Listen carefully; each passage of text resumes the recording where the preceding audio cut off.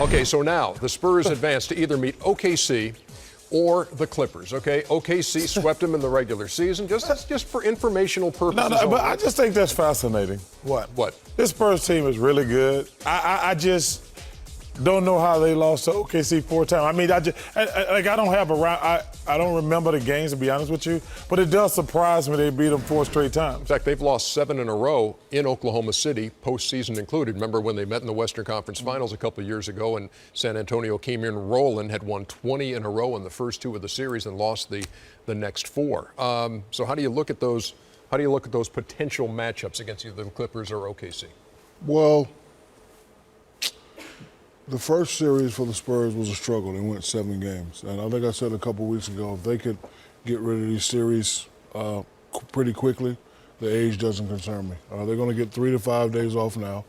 They're going to be strong. I see them beating both teams. They definitely match up well with the Clippers. OKC has given them problems, as you've seen there on the graphic. They're 0-4, but they're going to be well rested. And so, you know, they're the best team in the NBA. I know Chuck is concerned about their age, but a well-rested old guy, a well-rested, experienced old guy, I'll take before I take an athletic young guy. And so much depends on Tony Parker. Yeah, everything. Well, they're not going to do anything without Tony Parker.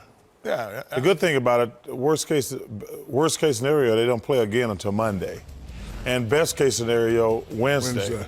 Yeah, so they got plenty of time. And best case scenario also is what Tim Duncan said after the game, that he hoped that it was a more of a precautionary thing to take him out and not something that's going to bother him long term. So that's the state of the Spurs right now. So let's look at them. Let's look at them and imagine that everyone's healthy. Yeah. And so we imagine everyone's healthy and Tony Parker's healthy and this is the Spurs and they are who they are.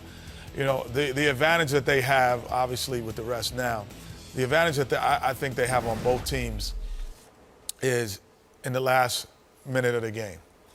And we saw the other night, in the last minute of the game, both teams make questionable decisions, which the only decision that we found questionable was Popovich putting substitution patterns last year, but not the style of play or what was implemented. Well, maybe Tim Duncan should have been in the game. But the execution of it, we didn't question. So I think that's when you get to the conference finals and finals, the talent level of the team is pretty consistent. And how you win games is only on the last minute and a half of the game.